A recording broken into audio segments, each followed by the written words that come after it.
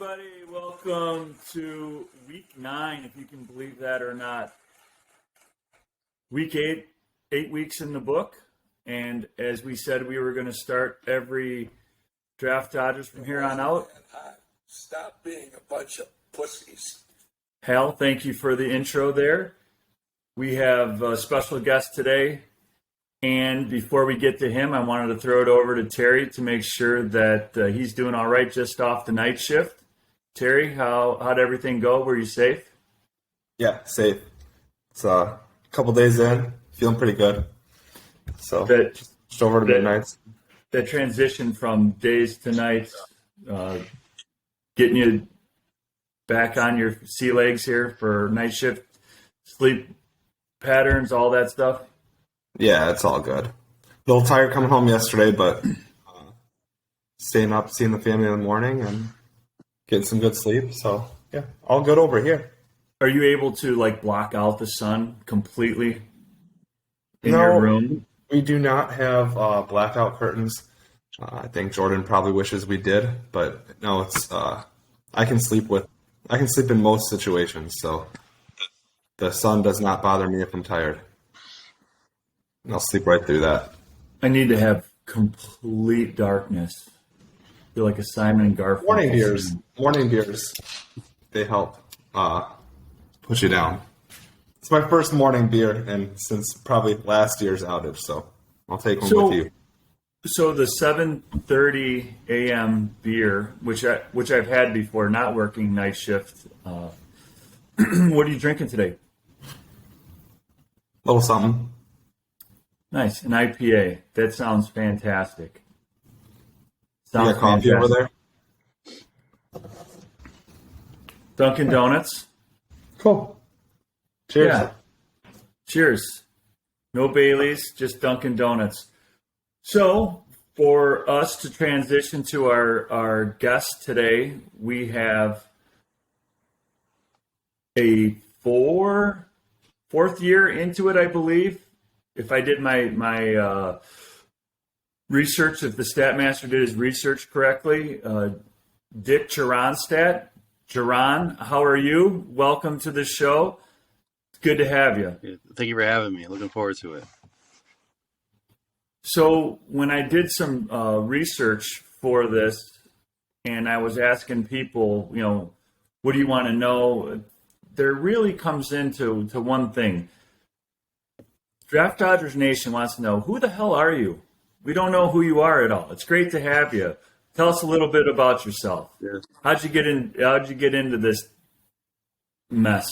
So Rob Clayton, my childhood, he lived next door to me. We're real close. Need intervention. Had communication. Said, hey, there's an opening. I'm looking for individuals, and I said, oh yeah, of course. I'm always competitive. I'm down for a good fantasy football competitive league. This league is definitely competitive. I do like it. The IDP was new for me as far as getting down to positions, but I watch football all the time, so it's definitely been an awesome league to be involved in. I'm married, 2 kids, currently in Tampa, Florida. Lived in the last 10 years overseas. I was in Germany for 5 years, England for 4 years, and then Qatar for a year. So it's good to be back in the States and on that time zone where I can deep dive into some football statistics now. Are you going to be deployed overseas again, or is that it? Are you planning on staying here in the States from this point on? 1, and 2, thank you for what you're doing. Really appreciate it. So I plan on staying stateside. I have about 2.5, 3 years left, and then get out and get an accounting law firm down here in Florida or back in Chicago, and then move on with my second career. When I put 2 thoughts together, I put military and accounting together all the time. What really accounting? I didn't expect to hear that. Yeah, so I just got my master's degree in accounting in June. So now I'm gonna look for an internship once I get out in 2025, and then be able to settle down, have my family in one spot instead of keep bouncing back and forth. Does the movie Shawshank Redemption, do you have a little close-knit there with the accounting part? A little bit. Are you so? A lot of people they go down to Florida after they retire. Living in Chicago your whole life before you started going overseas. What are you thinking of the Florida life? Oh, Think you'll stay there, or you think you'll come back to Chicago?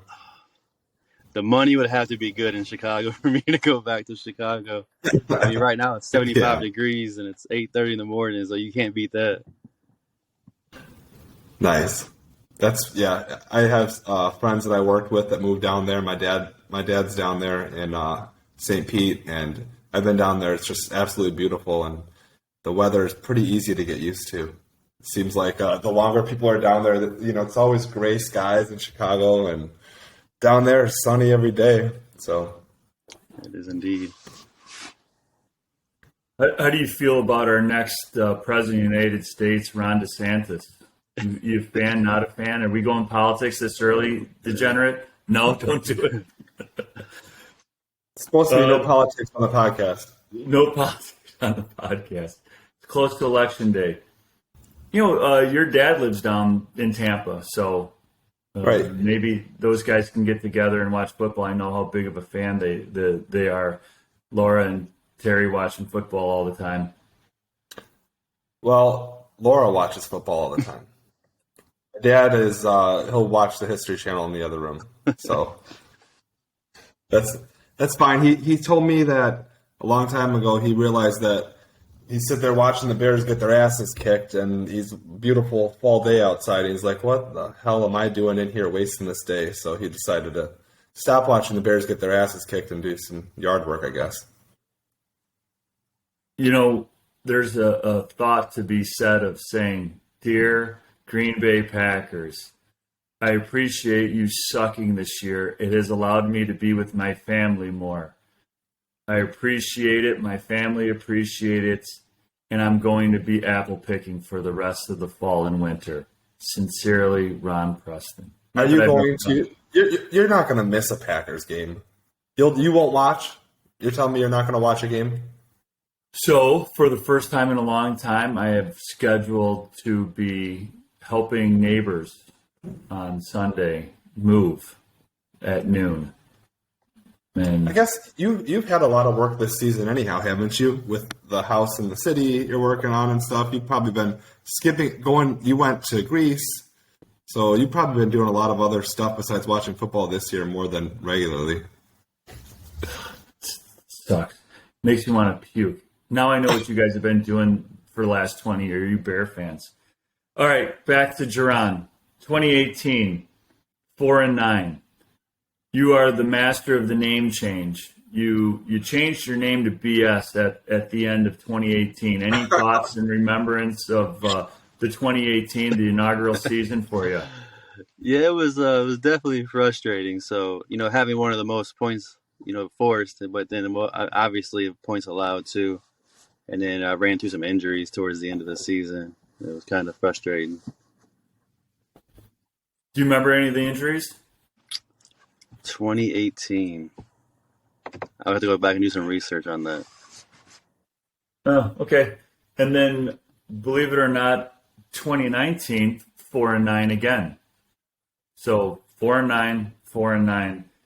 However, you changed your name to Resilient J. Anything on that? Was there any method to your madness at all on that? You gotta be resilient in life. So I was thinking, down the dumps, back-to-back losing seasons. I hate losing. A competitive drive makes you want to get better. So I just thought, resiliency would be a good term for a team name. Do you find the name change mid-season is something that helps the fantasy gods with you? Does it help the locker room?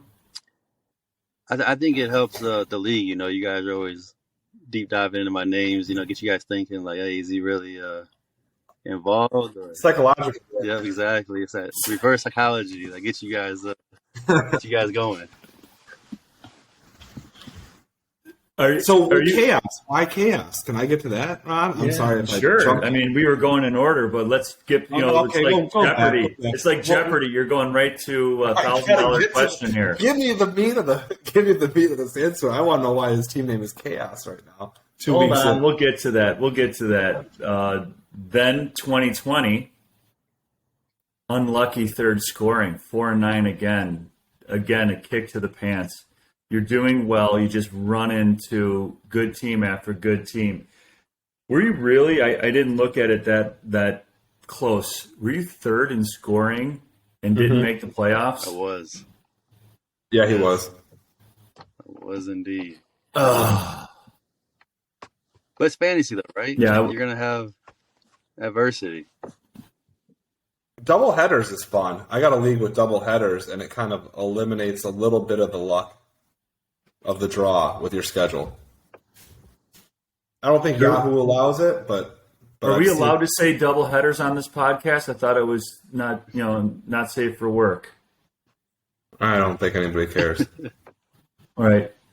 So what do you mean by double headers? You saying you're playing the same two team games a week. twice, So 2 weeks? yeah, you have 2 games a week. So the way that kind of ends up working out is if you split, you're pretty good, but you don't want 2 losses. 2 wins, you start creeping up on higher seeded rankings there. But it does seem to push the bad teams down and the good teams up with eliminating some of that, like I got the most scored against points, or I got the most points in the league and I'm missing the playoffs, So I don't think Yahoo allows it, but there are other platforms. I like Yahoo. I'm not trying to push to get out of Yahoo, but just an interesting platform to be on.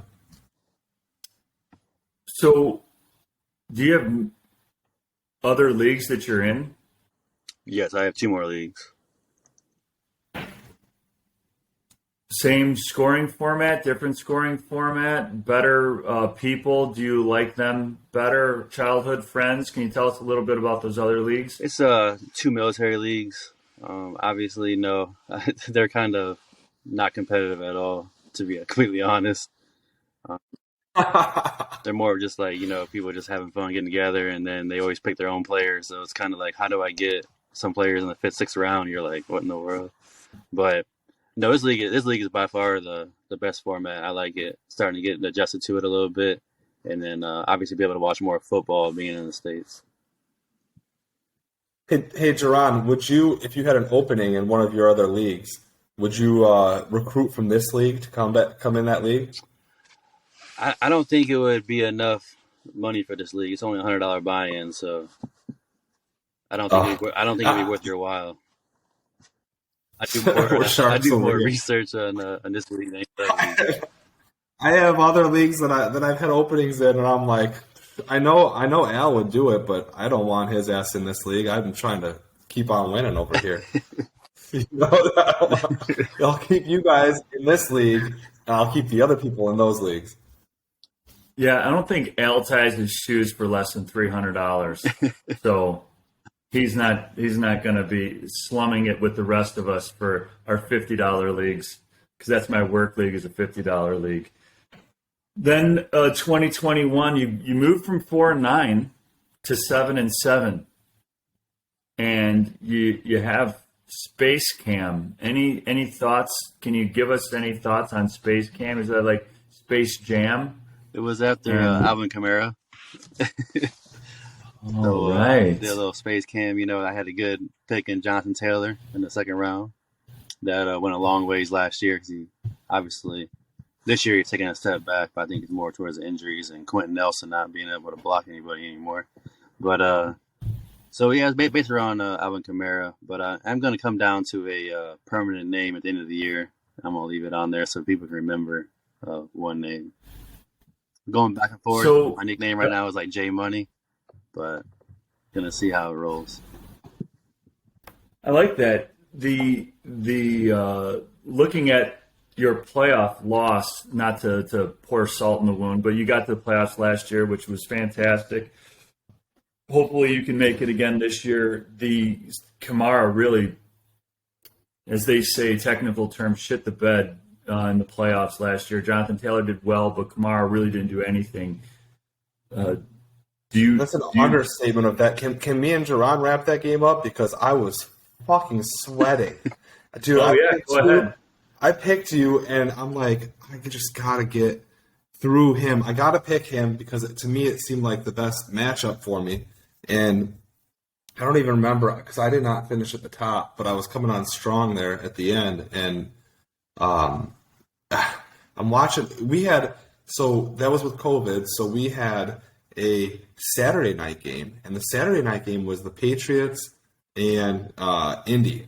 And I'm watching that game at my in-laws' house. So I'm watching it with the family, and they got it up, and I'm like, okay, well, I expect Jonathan Taylor to go off. That's cool. But I had Pittman, and fucking he gets in this fight with Kyle Duggar, and he gets his ass beat. I probably talked about this on here before, but it was frustrating. I watched Pittman get his ass beat by Kyle Duggar, and then he's trying to save face on the sideline, like explain to his teammates how, my bad, I didn't mean to do it or whatever. He's thrown out of the game, but he's not leaving the sidelines.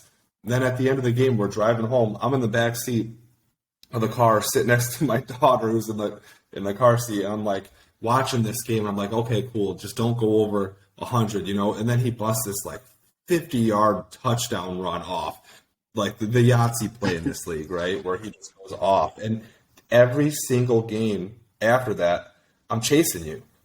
We had a noon game on Sunday, a 3 o'clock game on Sunday. We had people in the night game on Sunday. We had people Monday, and we had a double header on Tuesday, I believe it was. So I'm trying to figure out a way to get this other Washington game on my TV at home. And I'm like, oh God, but that Kamara, what you brought up, Ron, that Kamara to me, I was sweating it. And he was just getting stonewalled out there. And I'm like, I need 0 from Kamara if I'm going to have any chance to win this thing. So I'd love to hear how that whole weekend was awful for me. Yeah, it was definitely depressing when you got stopped on the goal line 3 times. It was pretty gut punched on my season. You had to be feeling good after that Saturday night Jonathan Taylor versus 2 points out of Pittman, though. I did feel good, but I knew your team was going to bounce back. I knew you had some hard hitters in there, so I knew it'd be a back and forth weekend. But I did gain some confidence, and I was like, cool, if I can get by this one, you never know what happened next week. Taylor was playing good. Right. I had some good receivers. I had Diggs too, so I had a really good team. You did have a good team. That was by far the rest of the other 2 matches that I had. I had 400 points that week. My team had a dud, and you were going off on me, and it's like shit. I've been here for 10 years. I'm like, this is my best team by far, and I'm watching you run away with it on a Saturday night. God, that was hard to watch.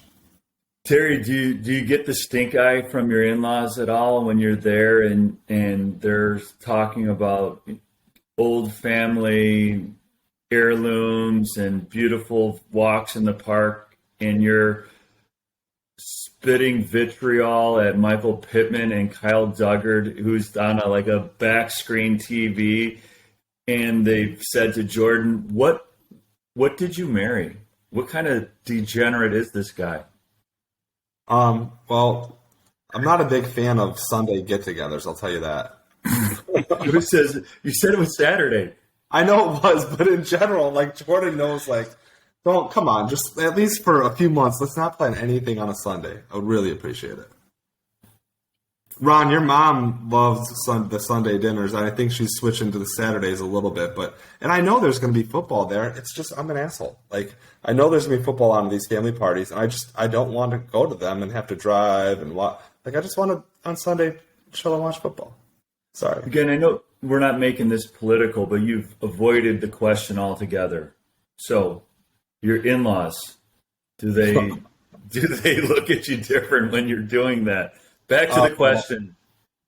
I don't know if they look at me any different. I think they know who I am at this point. If what they say to Jordan behind my back or whatever on the sides, it doesn't matter. We're in this thing. So, John, does your in-laws, your family, do they look at you crazy because there's only a couple people who care about the Monday night linebacker needing 5 points in your. It really shows how bad this kind of lifestyle is. Do you get any sideways glances? Sometimes I do. You know, you be sitting down there having a conversation, and the TV's on. You're glancing over, and you're looking like, "Hey, I need this tackle. Come on, Roquan. I need one more tackle. Come on. I need this. Not an assisted tackle. I need a tackle solo." And then you don't get it. And you're sitting here. You're saying, "Damn." And they're like, "What's wrong?" You're like, "Oh, what's going on? What's the conversation again?" So yeah, you do get it. My wife knows though. My wife is very good. She's just like, "Hey, it's football season. I'll see you in February." Uh, on Sundays, I like Sundays that. and Mondays. I like that. But yeah, Thursday nights are, it's kind of a doozy. It's very risky. I think having Thursday night games because you start your week off in a bad mind frame if your team doesn't perform. It's that Carolina Atlanta where it's linebacker versus tight end or third string tight end that's going. And you don't want to watch. It's not like this is must-see TV, but you're in a position where you're one eye's on it, one eye's off, whatever. So 2022, 3-5. Your name is Chaos. Are you saying, and Terry's kind of guessing this or asking this, is this going to be your final name, or are you going to stick to one at the end? Whatever you have at the end of the year is going to be it forever. Yes, It's not gonna be chaos forever. I'm definitely gonna change it at the end of the year. But on week 17, week 18, I'll be able to give you a final answer on what it's gonna be. Because I do like how you guys have one name. It's kind of now hey, who's gonna be where at.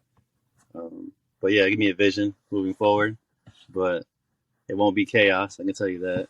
The reason I came up with chaos right now, I don't know if I'm jumping ahead, but if you saw the Javonte Williams injury, Mike Williams gave me my bad. Michael Thomas, not Mike Williams. Michael Thomas gave me that hope in the beginning of the year, week 1 and 2. I'm like, oh man, he's back. And then of course he has a foot injury, and they say, oh, he'll be out 2 to 3 weeks, and now here we are 6 weeks later, and he's still not even practicing. But we knew that going into the year though, so it was a flyer anyways, 9th round. Then the Javonte Williams thing really crushed my running back. But Jacobs has come on strong, but you can't trust McDaniel's offense with a running back. So that's kind of I'm in a little fuck of chaos. The McCaffrey trade is awesome because that'll definitely impact my team in a positive way. Lamar Jackson's kind of slumping, so my team is kind of chaos right now. So I thought it was a good term to put the team name. I like it. I like it.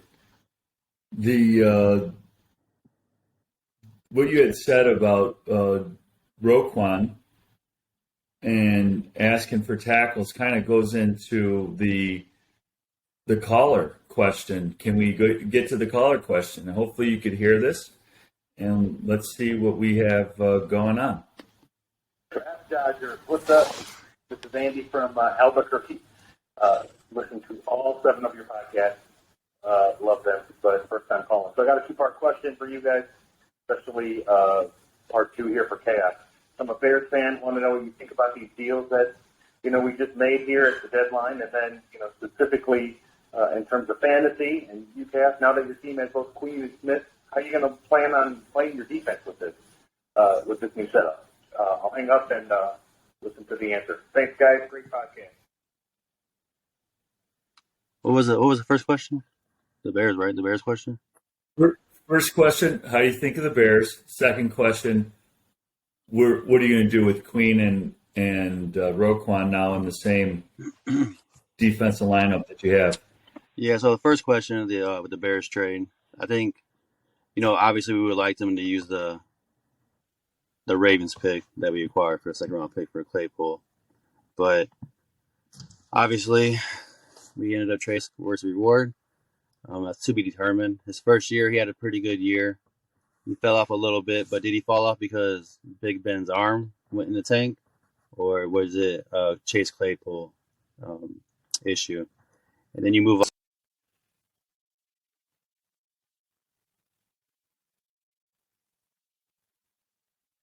Oh no. Looks like we lost him there. Well, he gets back on.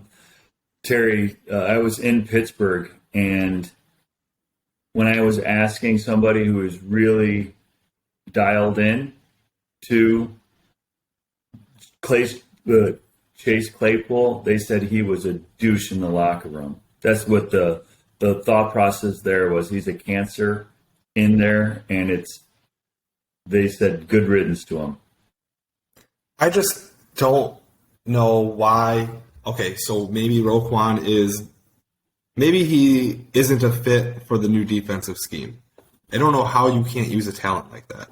The Bears picked him at number 8 overall in the NFL draft. The guy is leading the NFL in tackles right now. So to me, it comes down to a couple options of, is it just the new GM thing where he's got to have his guys and his way, where all the new GMs, they just want to get rid of all the old GM's guys? Because that's fine if you want to accumulate picks, but if you're gonna get a second and a fifth round pick and AJ Klein, which that's nothing, right? So and what's a fifth round pick? A developmental offensive line guy that maybe is gonna come into. So you're not going to pick these linebackers off of a tree, and you can't tell me that you have a defensive head coach, you can't figure out a way to use Roquan Smith.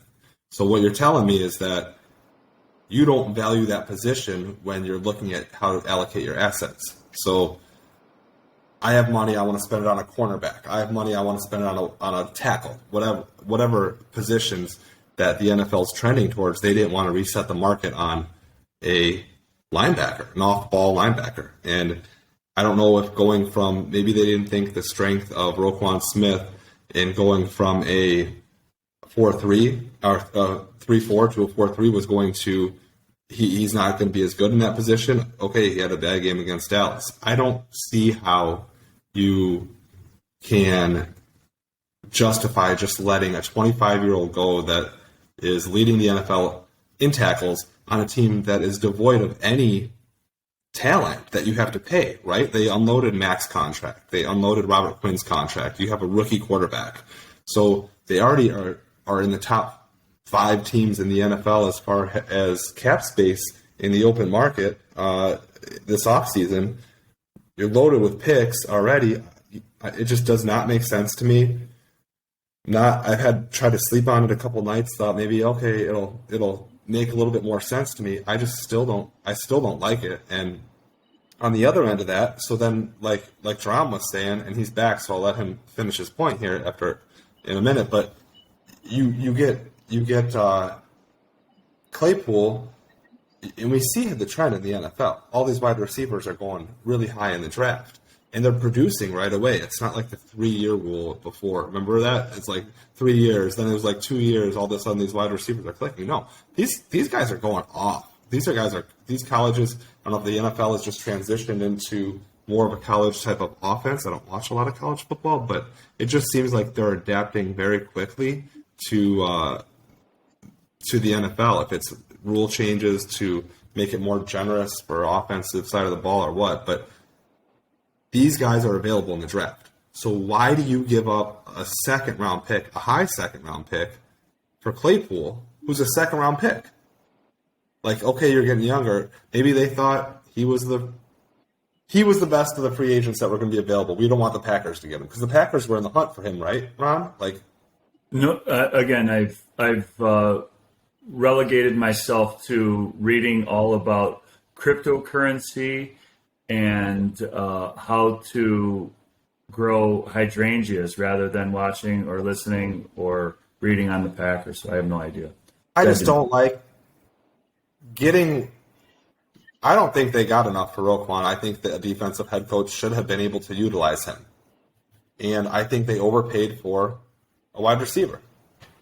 So maybe they say, okay, Justin, let me see what you got. It makes me think, do they not believe in him too? Are they going to try to flip fields and now this is his test somehow? Or are they trying to, I don't know what to think. Are they trying to just start loading him with talent now because that's the best that's going to be available this free agency as far as wide receiver goes? John, thanks for rejoining us.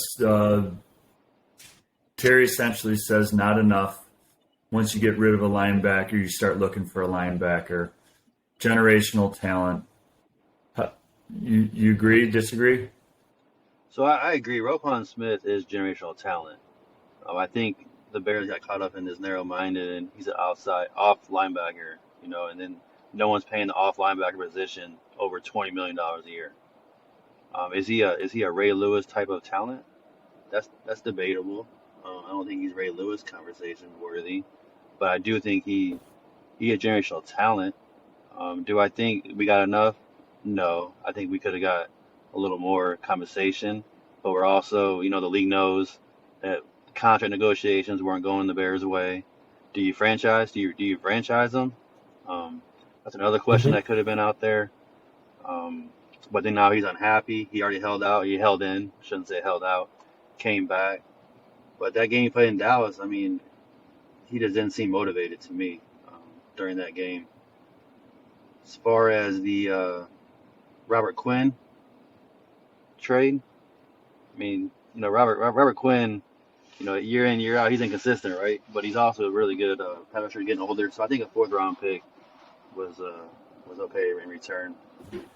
As far as Justin Fields, I think he needs to work on his accuracy in the short passing game.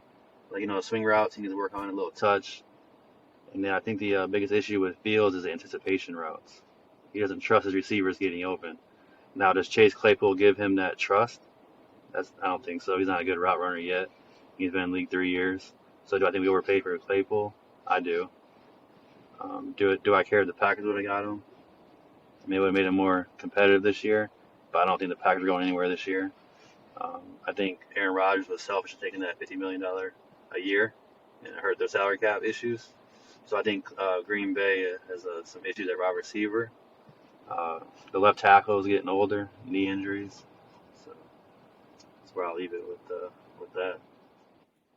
So the last part of Andy from Albuquerque's question was your team specifically. Now you have 2 really good linebackers in Patrick Queen and Roquan Smith, both playing for Baltimore. That causes a problem with your fantasy team specifically. Any thoughts on that? And would you trade Patrick Queen, let's say, for a Nicholas Morrow or somebody? Maybe Tony.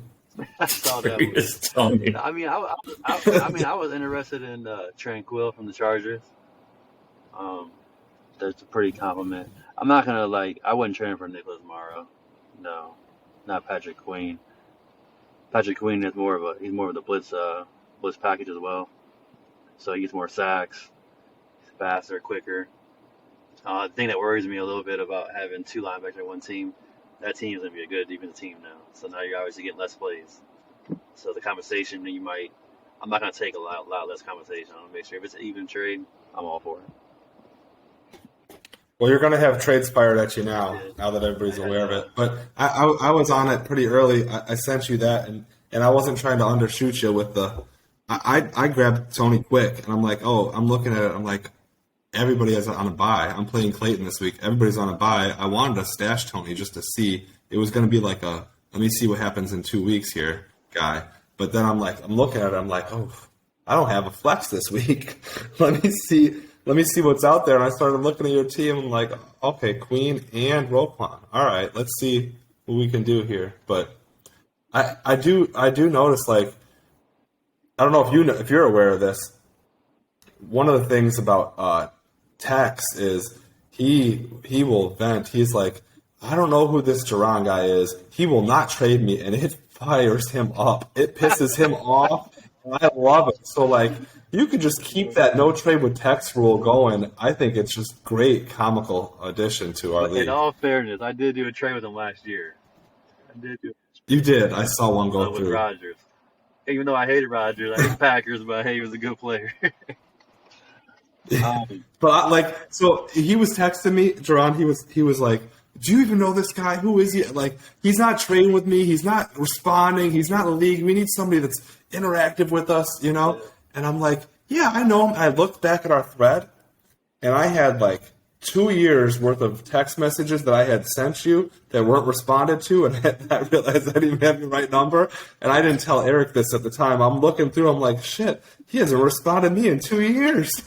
So you're texting some random 13-year-old girl. I don't know who they weren't texting me back either. I was sticking up for Jerron though.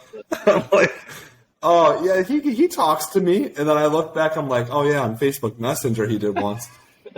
No, I'll be more involved. Now, I didn't know y'all still use Slack. I know you got some flack saying that you were having 2 teams in the league. I heard all those conversations. 3. Or 3. Three. But yeah, but definitely, I'm gonna definitely get with you guys next year for that draft. I'll definitely be out there for the live draft. Can we talk about that? That's kind of like the elephant in the room we haven't addressed any on this show at all, Ron. Go ahead. So what do you think? So I love the weekend before Labor Day. It's set up nicely for me that it's not a holiday weekend. I can make it a holiday weekend, kind of get 2 holiday weekends in a row, which was cool for me because our draft is like a holiday to me, right? Like, I think we all look forward to it. So I just had set that aside as knowing, okay, the Saturday before Labor Day, every year, I got something to do. That's what I'm doing. So then when we decided to celebrate Eric's 30th birthday in Santa Barbara this year, it was on Labor Day, and I was like an early out. I was kind of like, I'm going to stay home. Just, I have other leagues I do, and I've set all of those drafts around Labor Day weekend so that they didn't conflict with ours. So I was very outspoken about not wanting to be Labor Day weekend. We also camping and stuff like that, just family stuff, right? But local stuff.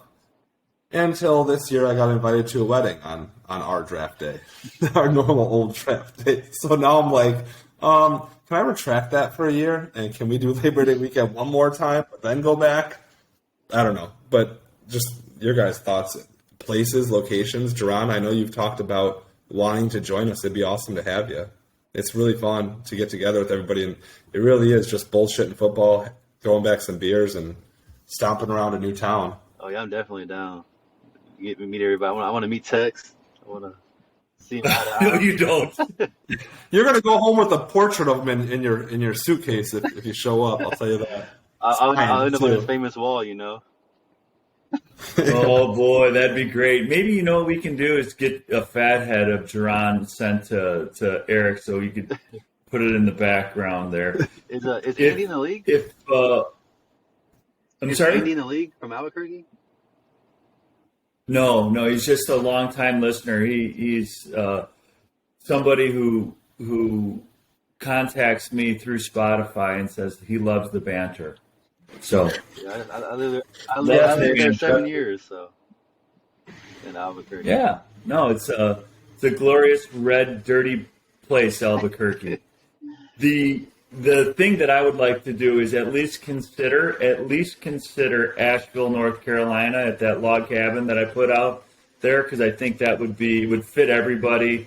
It would be relatively cheap, and the guy who owns it would like to come and be a part of the weekend of we could swim, we can fish, we could have the run of the place, and then go to Asheville, run around there. But if you made it Labor Day, the date doesn't make a difference to me. Jerron, does the date make a difference to you next year if it's Labor Day or not Labor Day? No, I'm open. I've seen it know in advance. I put in some vacation hours. Terry, can we come to the wedding? Can we do the draft at the wedding? Like that same area, same time? We can be wedding crashers? Yeah, you guys can. I will, if it's there, I'm going to be paying attention to the draft, though. I'm not going to be, I know Eric will be hobbited in the corner with a pen, but. Yes. The little magazine. The pen and some gummies. Yes. Hey, yeah, I'd like to do Labor Day if we could. If we can't, I understand it. It's just a shame that the NFL doesn't shift their season so we can all do it on the best holiday, which is Columbus Day. Columbus Day, absolutely. The greatest day of all time for us Italians. Before I get to week 8, I had one question for you, Jerron, that I've been asking everybody.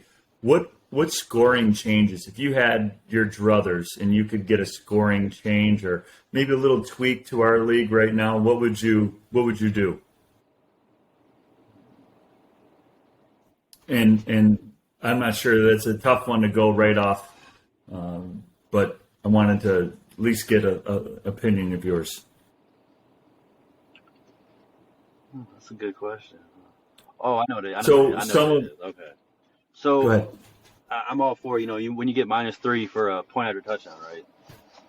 The field goal kickers. But when they miss a 40-yarder, you don't get minus points. It's just like 0. What's the reasoning behind that? Well, between 0 and 39, it's a chip shot, I guess. And if we want to make kickers matter, and so after 40, it must be harder.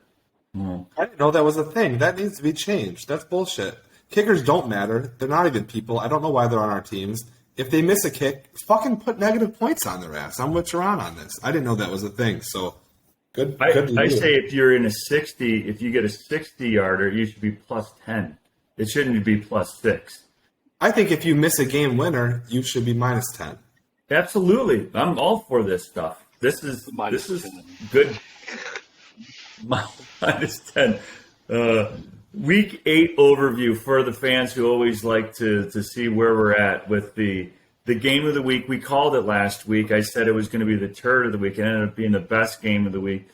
2 300-point games by needed intervention and man love, decided by 3 points, 312 to 309. Intervention wins over man love. Great game, just down to the last second. Puss got the draft dodgers bounce. I don't know if you've been watching it. It wasn't draft dodger hex. It seems to be a draft dodgers bounce.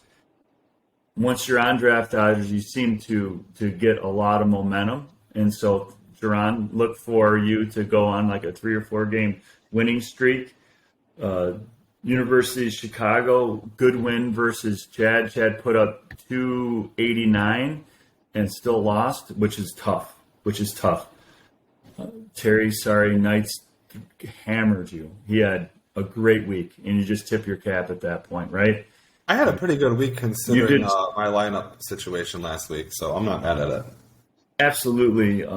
Dog is still metaphorically the big brother over Tex. Tex, I don't know, could ever get over on him. I think he has a mental.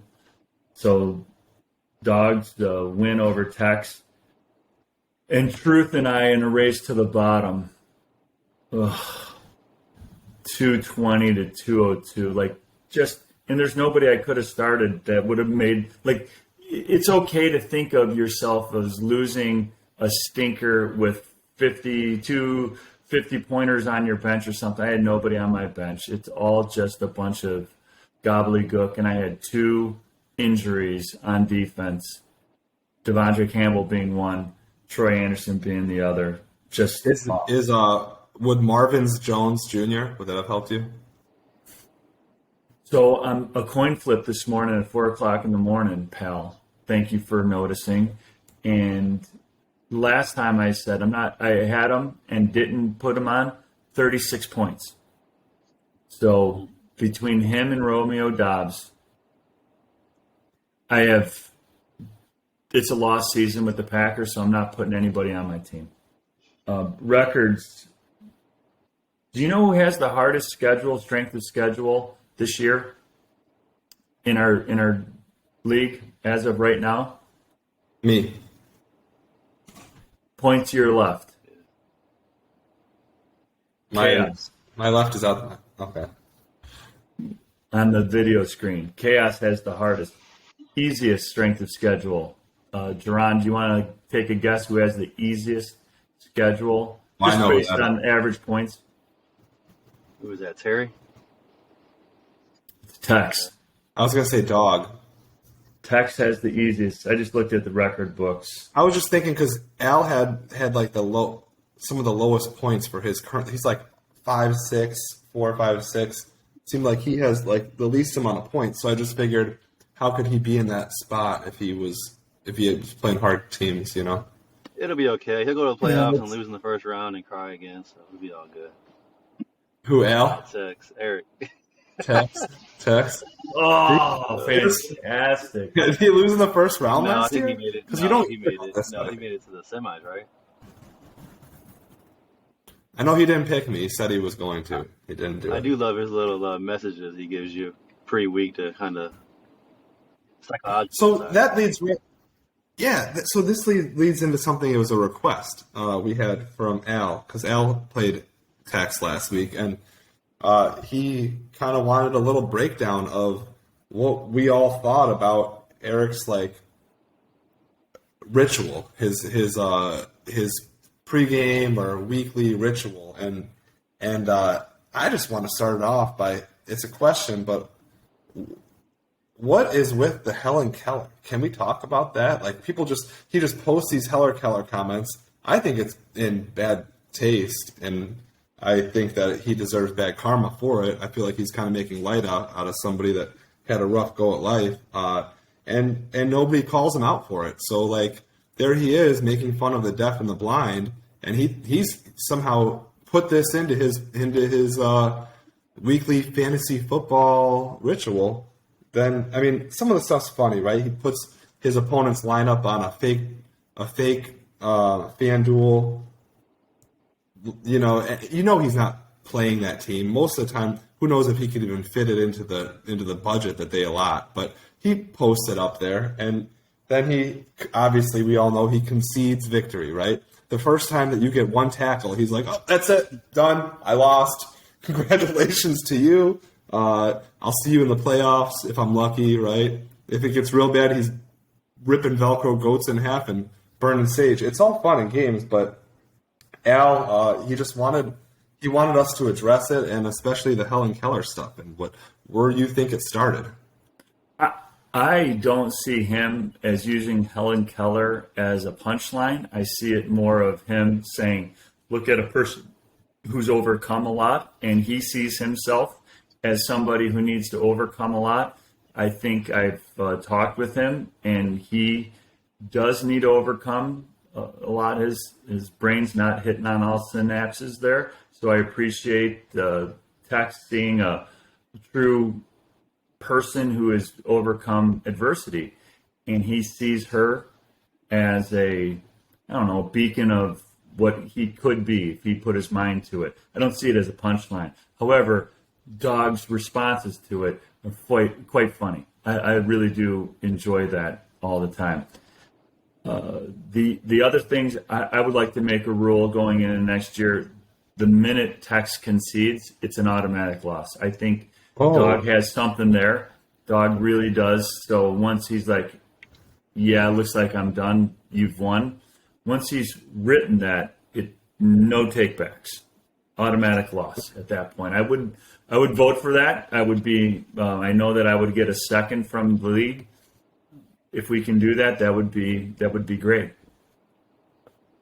Jaron, do you ever concede victory to hope that your team somehow wins because you've conceded victory? Has that thought even crossed your mind before you got into a league like this? Concede victory? No, I'm too competitive.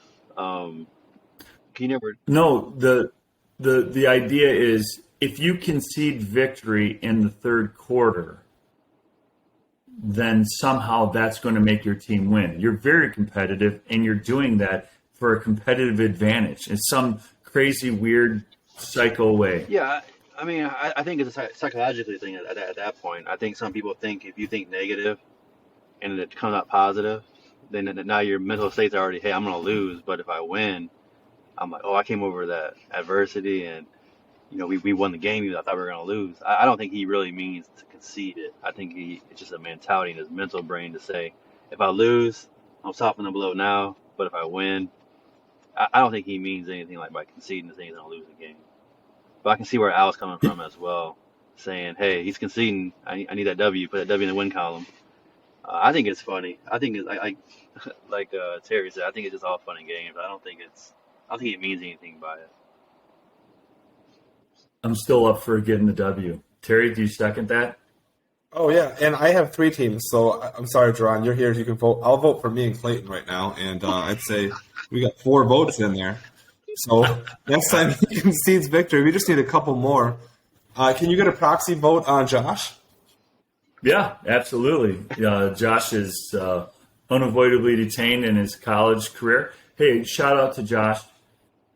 UAA, which means it's D3 basketball, but University of Chicago, New York University, Case Western, WashU, Carnegie Mellon, real high-end academics.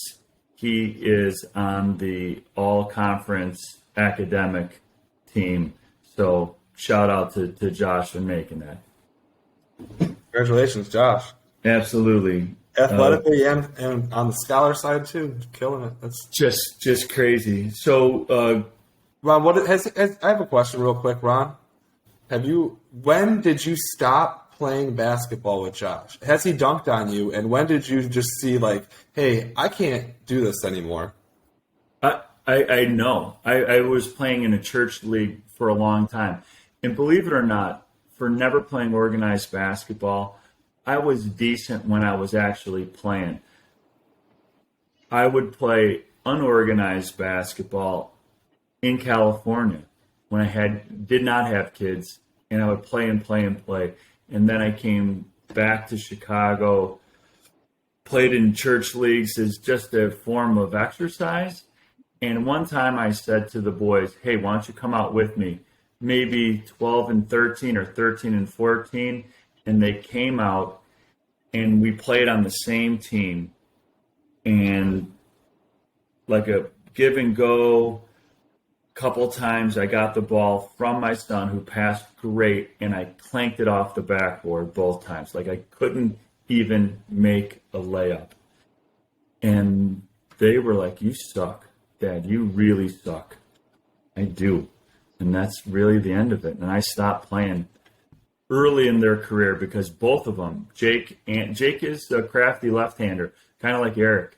He's got the up and under. He's really crafty because he has to make up for his lack of athleticism, which probably get him he'll want to call and defend his honor again. But Josh has always been amazing. But I would say this, better baseball player than basketball player. I still believe that to this day. Josh, no doubt about it. He missed his calling. If he would have went baseball, I think at this point he would have been drafted, but whatever. What position? Like center field, outfielder. At seventh grade, he put a ball probably 312 to win a playoff game. So 314 is the porch in Houston. I was at game 1 of the World Series, by the way, this weekend or last weekend, which was really cool.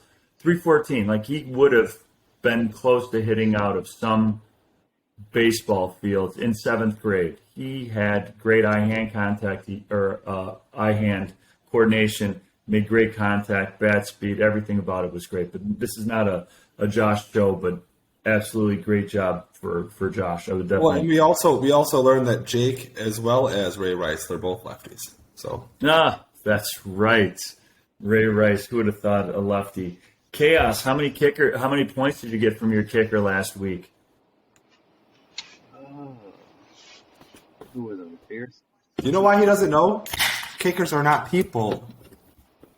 -2. You were almost on the cusp of a record there.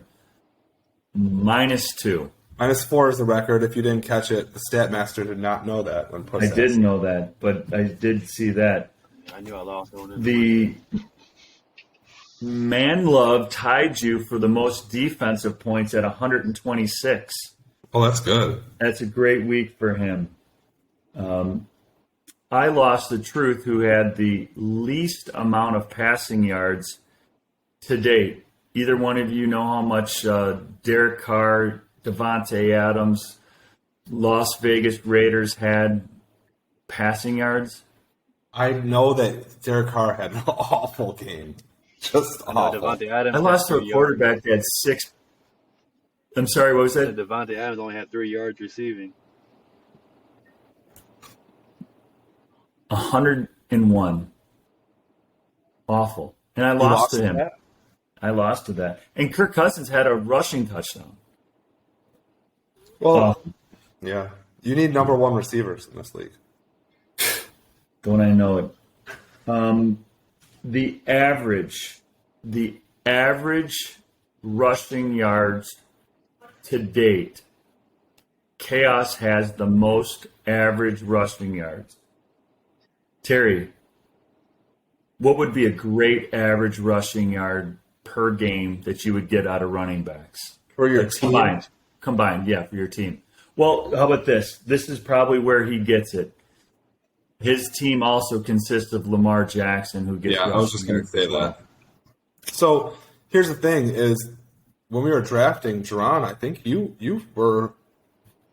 Correct me if I'm wrong, but you were one of the teams that went running back heavy, right? It was Knights and Jerron and Manlove, if I'm remembering correctly. Yeah, I went right, Jerron? Did I you? went McCaffrey and I went Williams. And you got Kamara too? Is that? No, I don't have.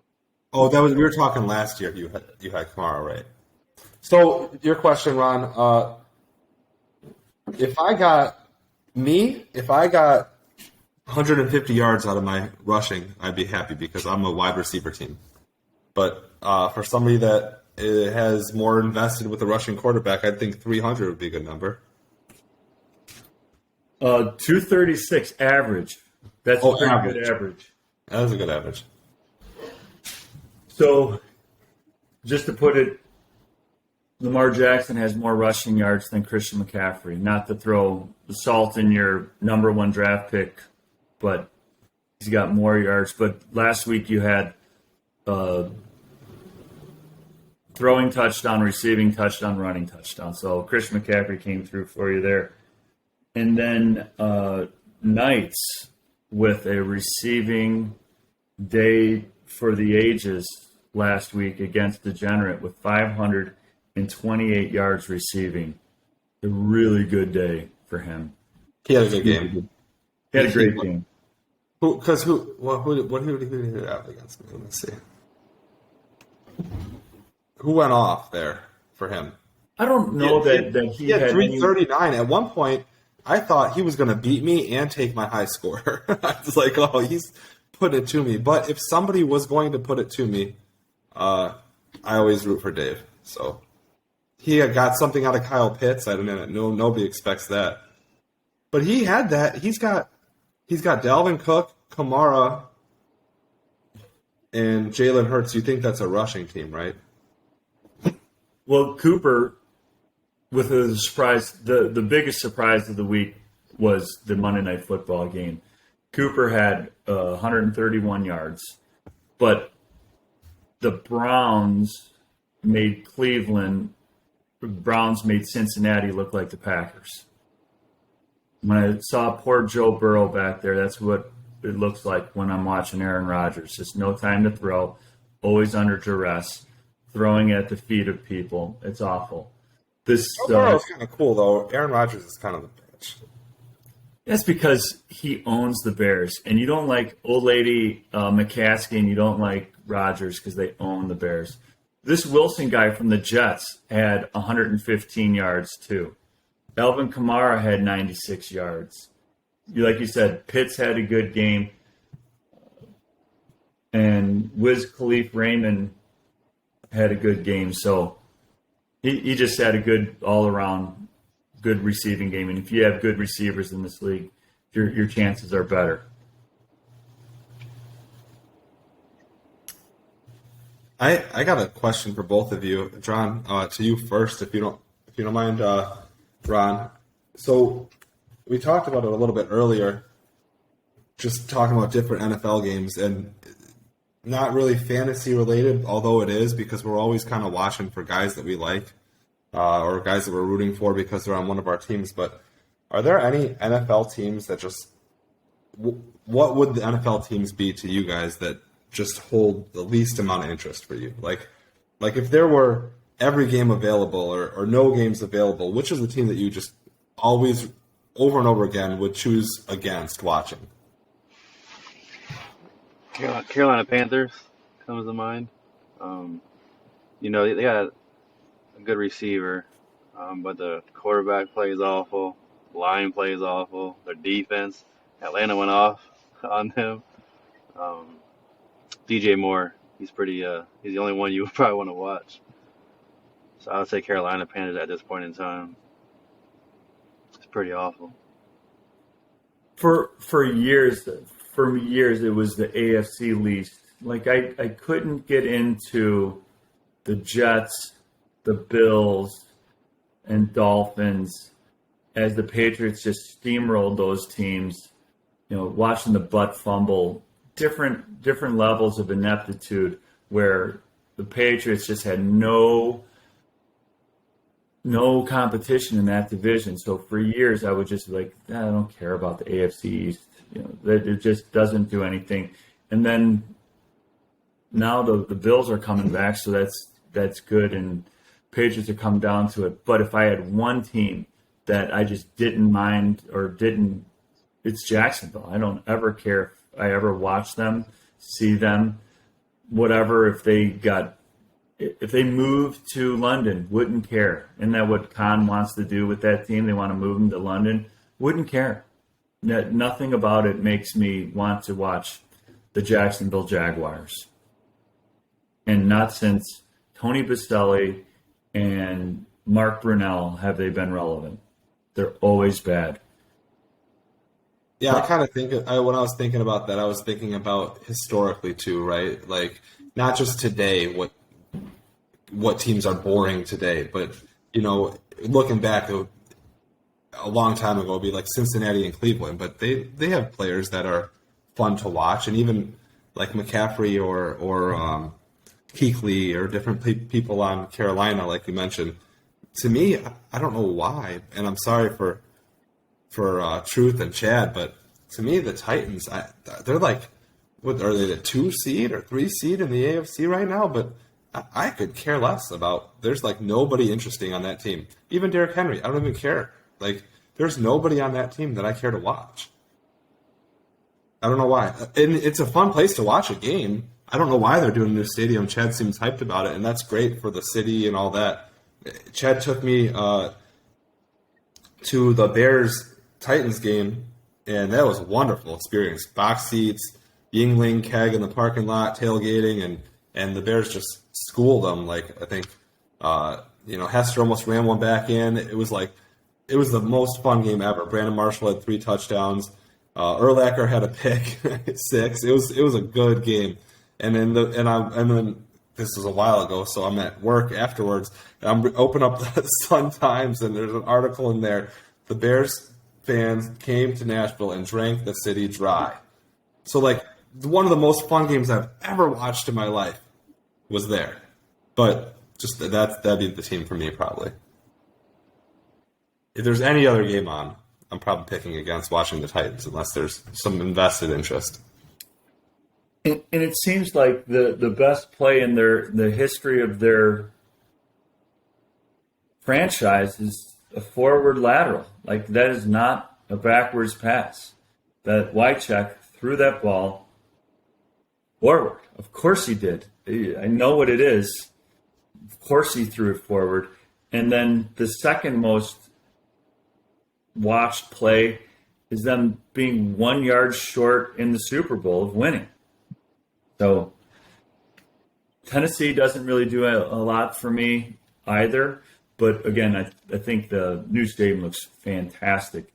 And thinking about concerts in there, probably a SEC championship game down the road could be feasible. So it's cool. Plus, and it's a fun city, so give them a nice stadium to do stuff in. Absolutely. We're coming up on the hour mark. Jerron, do you have any parting thoughts, wisdom, comments, something you want to get off your chest? You want to throw shade at Tex or Dog or Chad or Truth? Did somebody really piss you off and you want revenge? Now is your time. Maybe even intervention. Do you want to call them out for some childhood scar you're still carrying around? This is your time. No, I just want to say thank you guys for having me on. It was a pleasure and fun. Look forward to meeting you guys next year. I'll definitely be there. And then excited for this journey. I'll turn it around, and eventually y'all will be talking about me being in the top 4. So It'll be good. Well, I'm looking to see what your team name is going to be. You kind of set the groundwork for it's going to be what it is by the end of the year, and that's what it's going forward. So you got some thinking to do or some big reveal here because I'm looking forward to seeing what it is. The big reveal. The suspense is real. There you go. That's right. Hey, again, thanks for your service. Stay safe today, and thank you again for what you're doing. Appreciate it. Yes, sir. Thank you. All right. You guys, thank you. That was fun. All right, see you.